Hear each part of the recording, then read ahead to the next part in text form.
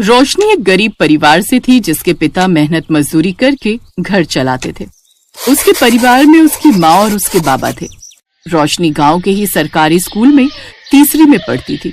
एक रोज जब वो अपने स्कूल में लंच करने बैठी हुई थी तो उसने अपना टिफिन खोला जिसमें 2 सूखी रोटी रखी हुई थी, साथ में थोड़ा सा नमक रखा हुआ था। ना तो उसके साथ अचार था और ना ही कोई सब्जी। ये देख रोशनी उदास हो गई। क्या यार, आज फिर सूखी रोटी। ये नमक के साथ रोटी खाकर तो मैं तंग आ चुकी हूँ। तभी रोशनी की सहेली काजल उसके पास आई। ए रोशनी, ये ले कुरकुरे खाएगी? कुरकुरे? ये कैसे होते हैं? अरे खाकर देख, ऐसी मस्त चीज नहीं खाई होगी तूने। कमाल के होते हैं, ले खाकर देख। मेरे बाबा ने सुबह स्कूल आते वक्त दुकान से दिलवाए थे। काजल उसे थोड़े से कुरकुरे खाने को देती है जिसे खाते ही रोशनी खुश हो जाती है। लेकिन वो थोड़े से ही कुरकुरे थे और उसे भूख जोरों की लगी थी, इसलिए उसने अपनी रोटी निकाली और उसके अंदर कुरकुरे भरकर उसका रोल बनाकर खाने लगी।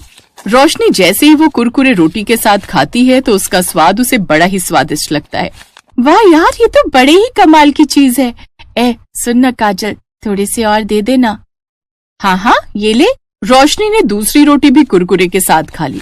दरअसल रोशनी का परिवार गरीब था और सब्जियों के दाम आसमान छू रहे थे और उनकी इतनी कमाई नहीं थी कि वो इतनी महंगी सब्जियां बनाकर खा सके। कुछ दिन बाद फिर काजल स्कूल में कुरकुरे लेकर आई तो इस बार एक पैकेट वो रोशनी के लिए भी ले आई। उस रोज रोशनी के दिमाग में ना जाने क्या आया। उसने थोड़े से कुरकुरे खाए और बाकी घर ले आई।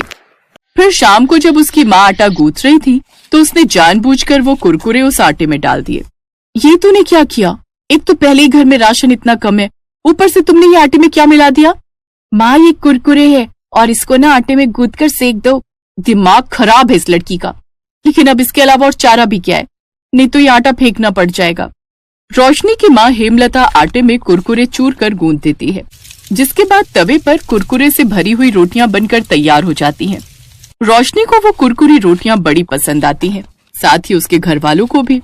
ऐसे ही समय बीतता है और अब रोशनी 20 साल की हो जाती है। उसके घर वाले उसके लिए रिश्ता देखना शुरू कर देते हैं। फिर एक रोज पड़ोस के गांव के प्राग नाम के लड़के से उसकी शादी हो जाती है। प्राग एक फैक्ट्री में गार्ड की नौकरी करता था।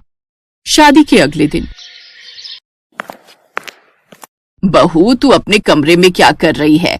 चल आकर अपनी पहली रसोई की रस्म पूरी कर और जो भी तुझे बनाना आता है बना लेना। जी माँ जी, मैं बस 2 मिनट में आई। रोशनी ने झट से अपना बैग खोला और उसमें से कुरकुरे का पैकेट निकाला, जिसे देख उसका पति प्राग उससे बोला, रोशनी, तुम अपनी पहली रसोई में हमें कुरकुरे खिलाओगी क्या? ओफो, आप चुप रहो ना। एक तो वैसे अपनी पहली रसोई को लेकर मैं इतनी घबराई हुई हूँ और माँ जी ने कहा है ना, जो भी बनाना आता होगा बना देना। इसके बाद रोशनी रसोई में जाती है और उन कुरकुरे को तोड़कर उसका चूरा कर लेती है और फिर तवे पर कुरकुरी रोटियां और साथ में आलू की तरीदार सब्जी बनाकर तैयार कर ली। शादी के बाद उसके ससुराल में उसकी बुआ सास भी अभी वहीं रुकी हुई होती हैं। वो उन सबको भी कुरकुरी रोटी और आलू की सब्जी खाने को देती है। अरे बहू, ये क्या बना डाला? अपनी पहली रसोई में तो सब कुछ अलग बनाते हैं। सबको वो कुरकुरी रोटियां बड़ी पसंद आई। ऐसे ही समय बीता और कुछ समय बाद रोशनी गर्भवती हुई। फिर 9 महीने बाद उसने एक बेटे को जन्म दिया। घर में बच्चे के आ जाने से सब बड़े ही खुश थे, लेकिन एक रोज उनकी खुशियों को किसी की नजर लग गई। एक शाम जब प्राग फैक्ट्री में ड्यूटी कर रहा था तो कुछ चोर अंदर जाने लगे, लेकिन प्राग ने उन्हें रोक दिया, जिस कारण उनमें हाथापाई हुई। चोरों ने प्राग पर चाकू से वार कर दिया। तभी दूसरे गार्ड ने जल्दी से पुलिस को फोन करके वहां बुला लिया। पुलिस ने चोरों को पकड़ लिया और प्राग को जल्दी से अस्पताल ले गई, जहां प्राग की जान तो बच गई, लेकिन उसे काफी चोटें आई थी, जिस कारण डॉक्टर ने उसे कुछ महीने के बेड रेस्ट के लिए बोल दिया। अब हम क्या करेंगे? अब घर का गुजारा कैसे चलेगा? माँ जी, अगर आपको बुरा न लगे तो मैं बाजार में कुरकुरी रोटी का ठेला लगाना चाहती हूँ। मुझे यकीन है मेरे हाथ की बनी कुरकुरी रोटियां सबको बड़ी पसंद आएंगी। लेकिन रोशनी, इन सब के लिए हमारे पास पैसे कहाँ से आएंगे? तुम तो जानती हो मेरी इतनी कमाई नहीं थी कि कुछ बचत कर पाता। तभी उसकी फैक्ट्री का मैनेजर वहां आता है। प्राग, जिस बहादुरी से अपनी जान पर खेलकर तुमने उन चोरों से मुकाबला किया और ईमानदारी से अपनी ड्यूटी निभाई, उसके लिए मालिक ने तुम्हें ये 50,000 का इनाम दिया है। ये सुनकर वो सभी बड़े खुश हुए। अगले दिन से कुछ पैसों से रोशनी जरूरत का सामान ले आई। अब वो उस ठेले पर कुरकुरी रोटियां बनाकर आलू की सब्जी और धनिया पुदीने की चटनी के साथ बेचने लगी। उसके ठेले पर ग्राहकों की भीड़ लगने लगी। अब तो उसके गांव के साथ साथ दूसरे गांव के लोग भी वहां आने लगे। बहुत तारीफ सुनी है तुम्हारे इस कुरकुरी रोटी की। बहुत तारीफ सुनी है तुम्हारी इस कुरकुरी रोटी की। हमें भी तो चखाओ भाई। वैसे कितने की है ये प्लेट? भाई साहब, सिर्फ 20 रुपए प्लेट। अरे वाह, इतना कम दाम। मेरे लिए लगा दो एक प्लेट। ग्राहक ने जैसे ही उसके हाथ की कुरकुरी रोटी खाई, उसका स्वाद वो भुला ना सका। अब तो जो भी एक बार उसके ठेले पर आता, वो हर बार आता। अब रोशनी की अच्छी खासी कमाई होने लगी। 4 महीने बाद प्राग भी पूरी तरह ठीक हो गया और अब उसने भी गार्ड की नौकरी छोड़ दी और रोशनी के साथ उसके ठेले पर उसका हाथ बटाने लगा और अब वो खूब पैसे कमाने लगा।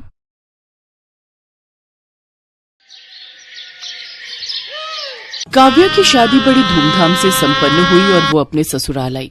ससुराल में उसे बहुत प्यार मिला, लेकिन शादी से पहले से ही वो एक बात से हमेशा टेंशन में रहती थी। उसने सुना था कि जेठानियां बहुत तेज होती हैं और देवरानी की बिल्कुल मदद नहीं करती। सासू माँ ने काव्या को रोटियां बनाने को कहा तो काव्या परेशान हो गई। काव्या की जेठानी सविता, जो घर की बड़ी बहू थी, हर काम में निपुण थी, खासकर रोटियां बनाने में। मैं क्या करूं? अब तो सासू माँ ने मुझे भी रोटियां बनाने के लिए बोल दिया है, पर मैं यहाँ पर किसी से ये भी नहीं कह सकती कि मुझे मुलायम रोटियां बनानी नहीं आती। घर पर तो मैं जब भी रोटियां बनाती थी तो मेरी रोटी सूख जाती थी। यहाँ भी मैंने कोशिश की है, पर मुझे नहीं लगता कि मैं मुलायम रोटियां बना पाऊंगी। घर पर तो मम्मी संभाल लेती थी, मैं तो सिर्फ सब्जी बनाती थी। रोटी का काम मम्मी के जिम्मे था, पर यहाँ पर तो सासू माँ ने मुझे ही रोटियां बनाने के लिए बोल दिया है। अब रात की रोटियां मैं कैसे बनाऊं, मुझे कुछ समझ नहीं आ रहा। क्या करूंगी? सविता दीदी से पूछना भी ठीक नहीं लगेगा, कहीं वो मेरा मजाक ही ना उड़ा दे कि मुझे मुलायम रोटी बनानी नहीं आती। एक बार कोशिश करती हूँ, शायद बन जाए। काव्या ने किसी तरह रोटियां बनाई, लेकिन वो रोटियां सूख गईं। हे भगवान, अब मैं क्या करूं? मेरी रोटियां तो बिल्कुल सूखी हुई लकड़ी जैसी बनी है। ये रोटियां अगर माँ, बाबूजी, जेठ जी और आशीष ने खाई तो सब मुझ पर हंसने वाले। एक काम करती हूँ, फोन में कोई वीडियो देखती हूँ, शायद समझ में आ जाए। काव्या इंटरनेट पर वीडियो देखती है जिसमें बताया गया था कि आटे में थोड़ा सा मैदा मिलाने से रोटियां मुलायम बनती हैं। क्यों ना मैं भी ये तरीका आजमाऊं? काव्या को मुलायम रोटियां बनाने का तरीका मिल गया था और आटे में मैदा मिलाने लगी। ये तो बहुत थोड़ा रहेगा, मुझे तो ज्यादा रोटियां बनानी है। एक काम करती हूँ, आधा आटा और आधा मैदा ले लेती हूँ तो और मुलायम रोटियां बनेंगी। काव्या चोरी छुपे आटे में मैदा मिलाकर रोटियां बनाती है। रोटियां मुलायम बन जाती हैं और परिवार के सदस्य उसकी तारीफ करने लगते हैं। काव्या बहू, रोटियां तो बहुत मुलायम हैं। हाँ बहू, रोटियां वाकई में बहुत मुलायम बनी है। काव्या, तुम्हारी रोटियां मुलायम तो बनी है, पर साथ में इतनी सफेद बनी है मानो हम नान खा रहे हों। काव्या घबरा जाती है। वो ये तो बस। काव्या, आशीष को तो आदत है मजाक करने की, पर रोटियां बहुत बढ़िया बनी है। ऐसे ही रोटियां बनाया करो। मजाक कर रहा था, रोटियां बहुत टेस्टी बनी है काव्या। आशीष की बात सुनकर काव्या मुस्कुरा देती है। उस दिन बात खत्म हो गई, पर एक दिन सविता मछली बनाने के लिए ड्रम में मैदा ढूंढ रही थी। तभी उसने देखा मैदे का ड्रम खाली है। मैंने तो कुछ दिन पहले ही मैदा मंगवाया था, पर मैदे का ड्रम खाली क्यों है? मैंने तो मैदे का कुछ भी नहीं बनाया, हो सकता है खत्म हो गया हो। एक काम करती हूँ, मैदे के साथ आटा भी देख लेती हूँ, दोनों चीज एक साथ राशन से मंगवा लूंगी। ये आटा कुछ अलग क्यों लग रहा है? ऐसा लग रहा है आटे में मैदा मिला हुआ है। कहीं काव्या आटे में मैदा तो नहीं मिलाती? तभी उस दिन देवर जी बोल रहे थे कि रोटियां सफेद हैं। हो ना हो जरूर ऐसा ही है। मुझे काव्या से पूछना होगा। मैदे की रोटियां तो हम सबके लिए बहुत नुकसानदायक है। तभी काव्या आ जाती है। सविता उससे इस बारे में पूछती है। काव्या, सच बताओ, क्या तुमने आटे में कुछ मिलाया है? दीदी, मैंने उसमें थोड़ा सा मैदा मिलाया था ताकि रोटियां मुलायम बन सकें। पर क्यों काव्या, तुमने मैदे की रोटियां क्यों बनाई? ज्यादा मैदा खाने से स्वास्थ्य पर भी बुरा असर पड़ सकता है। मुझे माफ कर दीजिए दीदी, मुझे नहीं पता था कि इससे स्वास्थ्य पर असर पड़ेगा। वो दीदी, जब भी मैं रोटियां बनाती हूँ रोटियां सूख जाती हैं। मैंने इंटरनेट पर देखा था कि मैदे की रोटियां मुलायम बनती हैं। अरे ऐसा कुछ नहीं है, गेहूं के आटे की बनी रोटियां भी मुलायम होती हैं, बस सही तरीके से आटा गूंथना आना चाहिए। अगर तुम्हें गेहूं के आटे की मुलायम रोटी बनानी नहीं आती थी तो मेरे से पूछ लेती, मैं तुम्हें सिखा देती।